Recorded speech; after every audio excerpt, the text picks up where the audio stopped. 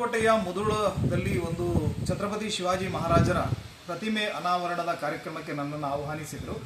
ಆ ಕಾರ್ಯಕ್ರಮದಲ್ಲಿ ನಾನು ಪ್ರಮುಖ ಭಾಷಣಕಾರರಾಗಿ ಅಲ್ಲಿ ಹೋಗಬೇಕಿತ್ತು.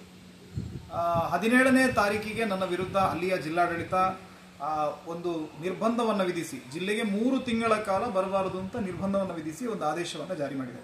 17ನೇ ತಾರೀಕಿಗೆ ಮಾಡಿದಂತಾದರೆ ನನಗೆ ಅದನ್ನು ಮುಟ್ಟಿಸಬೇಕಿತ್ತು, ಅದರ ಮರುದಿನವೇ ಮುಟ್ಟಿಸಬೇಕಿತ್ತು. ಆದರೆ ನಾನು ನ್ಯಾಯಾಲಯಕ್ಕೆ ಹೋಗಬಾರ್ದು ಅನ್ನುವ ಕಾರಣಕ್ಕಾಗಿ ಅದನ್ನು ನಿನ್ನೆ ತಂದು ನನಗೆ ಕೊಟ್ಟಿದ್ದಾರೆ. ಬಹುಶಃ ಸಾಂವಿಧಾನಿಕವಾಗಿ ನಮಗೆ ನ್ಯಾಯಾಲಯಕ್ಕೆ ಹೋಗುವಂಥ, ಅದನ್ನು ಪ್ರಶ್ನೆ ಮಾಡುವಂಥ ಎಲ್ಲ ಅಧಿಕಾರ ಇದೆ. ಪೊಲೀಸರು ಹೇಳಿದ್ದೆಲ್ಲವೂ ಕೂಡ ಸರಿ ಇರೋದಿಲ್ಲ.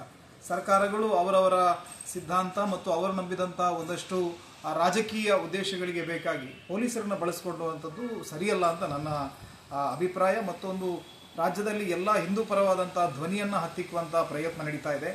ನಾನು ಆ ನೋಟಿಸ್ನಲ್ಲಿ ನೋಡ್ತಾ ಇದ್ದೆ, ನನ್ನ ಮೇಲೆ ಇರುವಂಥ ಕೆಲವು ಪ್ರಕರಣಗಳನ್ನು ಉಲ್ಲೇಖ ಮಾಡಿದ್ದಾರೆ. ಒಂದು ಪ್ರಕರಣ, ಒಂದು ಸುಳ್ಳು ದೂರು. ಆ ದೂರನ್ನು ಪೊಲೀಸರು ಬಿ ರಿಪೋರ್ಟ್ ಮಾಡಿ, ಪೊಲೀಸರೇ ಆ ದೂರಿನಲ್ಲಿ ಏನು ಸತ್ಯಾಂಶ ಇಲ್ಲ ಅಂತ ಅದನ್ನು ಮುಗಿಸಿದ್ದಾರೆ, ಅದನ್ನು ಕೂಡ ಮೆನ್ಷನ್ ಮಾಡಿದ್ದಾರೆ. ಇನ್ನು ಯಾವುದೋ ಕೋವಿಡ್ ಸಂದರ್ಭದಲ್ಲಿ ಮೆರವಣಿಗೆ ಮಾಡಿದ್ದು 40-50 ಜನರ ಮೇಲೆ ಕೇಸ್ ಆಗಿತ್ತು, ಆ ಕೇಸನ್ನು ಉಲ್ಲೇಖ ಮಾಡಿದ್ದಾರೆ.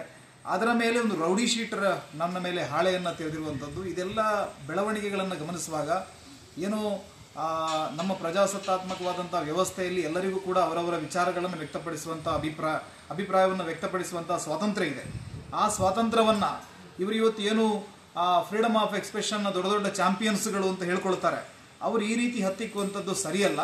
ಮತ್ತು ರಾಜ್ಯದಲ್ಲಿ ಹಿಂದೂ ಪರ ಸಂಘಟನೆಗಳಿಗೆ ಮತ್ತು ಹಿಂದೂ ಪರ ಹೋರಾಟವನ್ನು ಮಾಡ್ತಾ ಇರುವವರಿಗೆ ಒಂದು ರೀತಿಯ ತುರ್ತು ಪರಿಸ್ಥಿತಿಯನ್ನು ಸಿದ್ದರಾಮಯ್ಯ ಸರ್ಕಾರ ಹೇರಿದೆ ಅಂತ ನನಗನ್ನಿಸ್ತಾ ಇದೆ.